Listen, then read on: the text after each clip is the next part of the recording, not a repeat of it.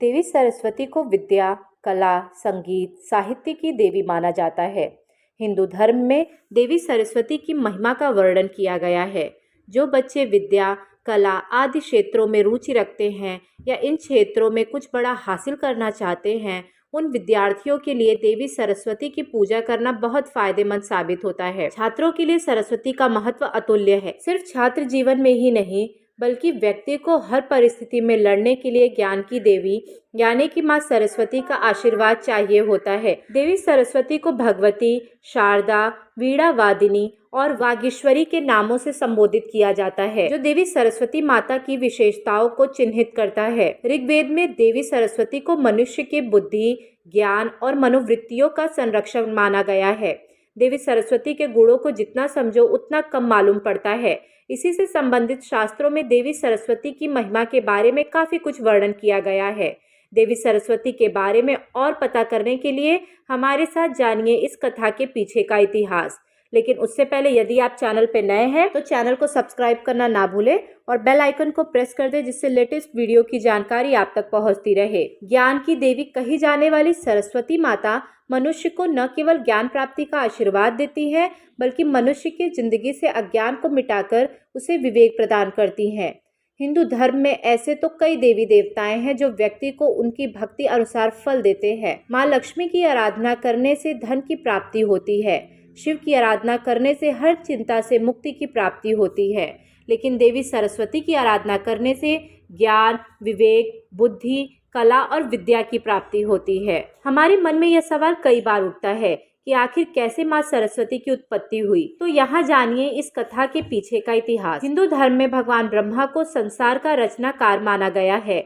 संसार के समस्त जीव, पेड़, पौधे, मनुष्य उन्हीं की रचना है। अपनी रचना का बनाने के बाद भी भगवान ब्रह्मा अप्रसन्न थे। उन्हें लगा उनकी इस रचना में कोई कमी रह गई है। इसलिए ब्रह्मा जी ने अपने कमंडल से जल छिड़का और उससे 4 हाथों वाली एक सुंदर स्त्री उत्पन्न हुई। उस स्त्री के एक हाथ में वीणा, दूसरे में पुस्तक, तीसरे में माला और चौथे हाथ में वर मुद्रा था। इस तरह माँ सरस्वती की उत्पत्ति हुई। अपनी रचना के साकार होने के बाद ब्रह्मा जी ने देवी सरस्वती की परीक्षा लेनी चाहिए। ब्रह्मा जी ने देवी सरस्वती को वीणा बजाने के लिए कहा। जब सरस्वती जी ने वीणा बजाई तो ब्रह्मांड की बनाई हर चीज में स्वर आ गया। वह दिन वसंत पंचमी का दिन कहलाया। इसके साथ ही देवी सरस्वती के मुख से विद्या के पूरे श्लोक वचन का गहरा ज्ञान देकर ब्रह्मा जी बहुत प्रसन्न हुए, क्योंकि उनकी बनाई यह रचना हर तरीके से पूर्ण थी।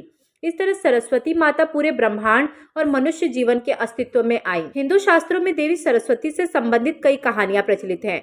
देवी सरस्वती को सफेद साड़ी पहने हुए, एक हाथ में कमल, दूसरे में माला, तीसरे में पुस्तक और चौथे हाथ में वीणा बजाते हुए सुंदर स्त्री के रूप में प्रस्तुत किया जाता है। देवी सरस्वती की सुंदरता के कारण भगवान ब्रह्मा सरस्वती की सुंदरता पर मोहित हो गए और उन्होंने सरस्वती को अपनी पत्नी बनाने का निश्चय कर लिया। लेकिन सरस्वती ब्रह्मा को अपना पिता मानती थी, क्योंकि ब्रह्मा ने ही सरस्वती की रचना की थी। इसलिए वह भगवान ब्रह्मा से शादी नहीं करना चाहती थी। ब्रह्मा की दृष्टि से छुपने के लिए सरस्वती ने चारों दिशाओं में छुपने का प्रयास किया, पर वह भी सफल न रहा। इसलिए सरस्वती ने स्वर्ग में छिपने का निश्चय किया, पर वहां भी भगवान ब्रह्मा आधम के और देवी सरस्वती को विवश होकर अपने ही पिता से शादी करनी पड़ी। देवी सरस्वती और ब्रह्मा के मिलन से स्वयंभू नाम के बालक का जन्म हुआ, जो मानव जगत का चक्र आरंभ हुआ। हिंदू धर्म की कथाओं की माने तो अपनी ही बेटी से शादी करने के कारण भगवान ब्रह्मा को सभी देवी देवताओं ने बहुत आलोचना की और ब्रह्मा को उनके किए की सजा देने के लिए सभी देवता मिलकर भगवान शिव के पास गए और ब्रह्मा को सजा देने के लिए कहा। भगवान शिव सभी देवताओं की बात सुनकर बहुत क्रोधित हुए, इसलिए शिव ने ब्रह्मा के 5वें सिर को उनके धड़ से अलग कर दिया। दूसरी कथाओं की माने तो भगवान ब्रह्मा का 5वां सिर हमेशा बुरी बातों से भरा रहता था, इसलिए शिव ने ऐसे सिर को खत्म करना ही उचित समझा। तीसरी कथा की माने तो भगवान ब्रह्मा की दूसरी शादी करने से देवी सरस्वती बहुत क्रोधित हुई और भगवान ब्रह्मा को श्राप दिया कि आपकी इस पृथ्वी पर कहीं भी पूजा नहीं होगी। राजस्थान के पुष्कर और तमिलनाडु को छोड़कर कहीं भी ब्रह्मा जी का मंदिर नहीं है।